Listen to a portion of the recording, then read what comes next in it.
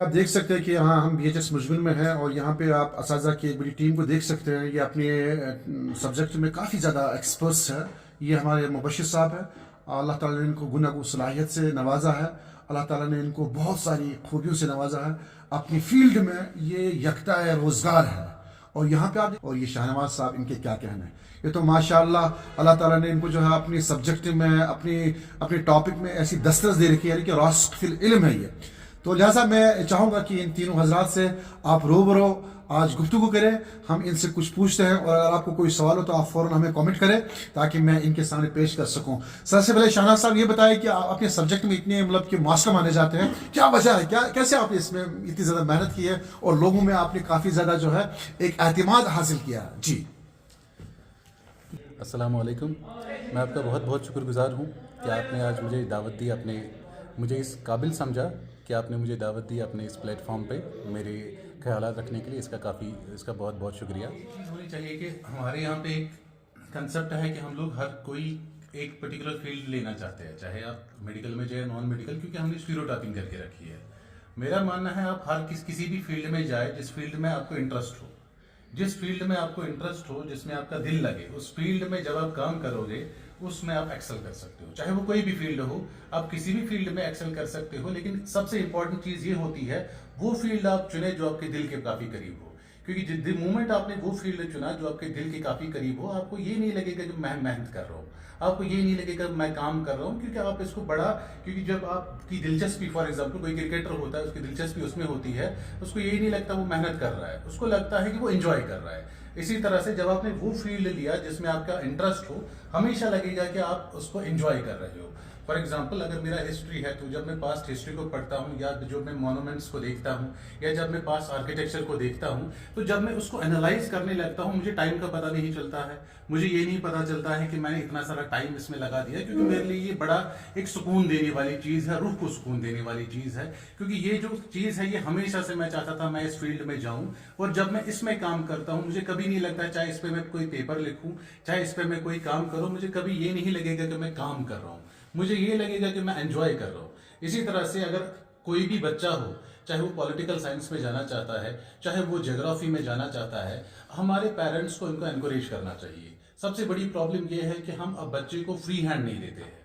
जब तक आप बच्चे को फ्री हैंड नहीं दोगे, जब तक वो अपने फील्ड में नहीं जाएगा, आप उसके ऊपर प्रेशर डालते हो कि आप ये इस फील्ड चुने, जबकि वो बच्चा बेचारा उस फील्ड में जाना नहीं चाहता है।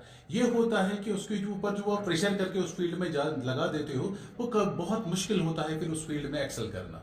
ऑन द कंट्रारी अगर वो उस फील्ड में जाना चाहे, जाना दिया जाए उसको, जिस फील्ड में वो जाना चाहे, तो वो उसमें अगर सचिन तेंदुलकर के माँ बाप ने भी उसको बचपन से बोला होता कि नहीं भाई आप क्रिकेट मत खेले, आप खाली पढ़ाई करें, तो हमने कभी 16 साल के एक यंग क्रिकेटर को नहीं देखा होता जो लास्ट में चल के भारत रत्न बन जाता।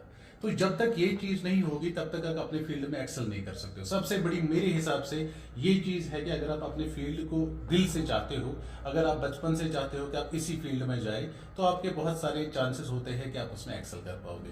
तो यही मैं कहूँगा, चाहे आप म्यूजिक में इंटरेस्टेड हो, चाहे आप पॉलिटी में इंटरेस्टेड हो, चाहे आप किसी भी फील्ड में इंटरेस्टेड हो, आप उसको परसू करिए, और उसमें हर एक फील्ड में आपके पास वो बहुत सारे मौके मिलेंगे। अगर आप दिल से इसको परसू करना चाहेंगे, ये सवाल ही पैदा नहीं होता है कि आप कभी उसमें नाकाम।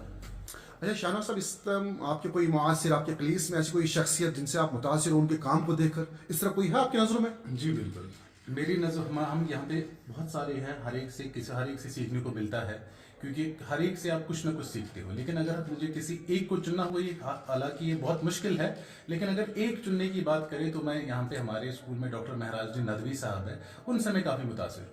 क्योंकि जो मैंने कहा कि उन्होंने भी वही फील्ड चुना है जिसमें उनको बहुत ज़्यादा इंटरेस्ट रहा है। इसी वजह से जब आप कभी डॉक्टर साहब को बात करते हुए देखेंगे, आपको ये समझ नहीं आएगा कि ये अरब है या नॉन अरब। नहीं तो प्रॉब्लम क्या होती है, जब आप बात करते हैं, अगर आपने कोई भी दूसरी लैंग्वेज सीखी होती है, जब आप बात करते समझ आ जाता है कि ये अरब नहीं है, क्योंकि डायलेक्ट जो है आपका वो छुपता नहीं है। लेकिन अगर हम नदवी साहब को बात करते हुए देखेंगे, मुझे नहीं लगता है कि डिफ्रेंशिएट कर पाएगा कोई कि ये अरब है या नॉन अरब है, बहुत मुश्किल होता है। इतनी ज़्यादा उनको अबूर हासिल है इस जुबान पर, और इतना ज़्यादा इस जुबान से लगाव है कि पहला जो रिसर्च जर्नल यहाँ पे आपने तिलमीज़ का नाम सुना होगा, वो उनकी देन है, जो हायर एजुकेशन में रिसर्च जर्नल है, और मुझे लगता है पहला जर्नल होगा जो यहाँ पे अरबिक का निकला है कश्मीर से। इससे पहले मुझे नहीं लगता किसी और ने ये काम किया था, और ये तब पॉसिबल होता है जब आप अपने जो सब्जेक्ट है उसको दिल से चाहते हो।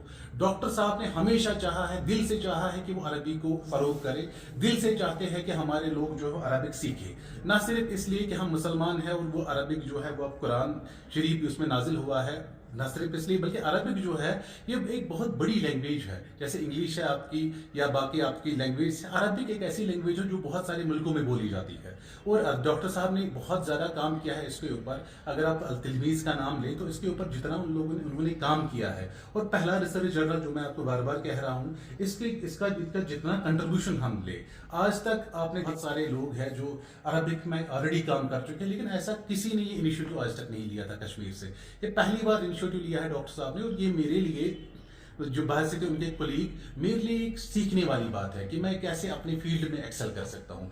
इनको देख के मुझे लगता है कि नहीं भाई, मेरे लिए अभी बहुत कुछ करना बाकी है, मैंने अभी बहुत कम किया है। जब मैं डॉक्टर साहब को देखता हूँ हमेशा एक बात मेरे जहन में आती है कि अभी मैंने बहुत कम किया है अपनी ज़िंदगी में। उनको देख के मैं मुतासिर होता हूँ, मुझे लगता है मुझे अभी ज़िंदगी में बहुत कुछ हासिल करना है, और कम से कम जितना डॉक्टर साहब ने किया है उतना ना सही, अगर 50% भी कर पाए तो मेरे लिए बहुत बड़ी बात होगी। तो हमेशा आप मुतासिर होते हैं इन शख्सियतों से, तो मैं उनका दिल से शुक्रिया अदा करूँगा कि भले ही वो मेरे लिए एक उस्ताद के तौर पर है, कुलीग के साथ साथ उस्ताद के तौर पर, जिनसे मैं बहुत कुछ सीखा। सुन रहे थे, ये हमारे मोहतरम शाहनवाज साहब हैं जिन्होंने अपने ज़री अक़वाल से हमें नवाजा और अपने ख़यालात का, अपने एहसासात का शेयर किया हमारे सामने।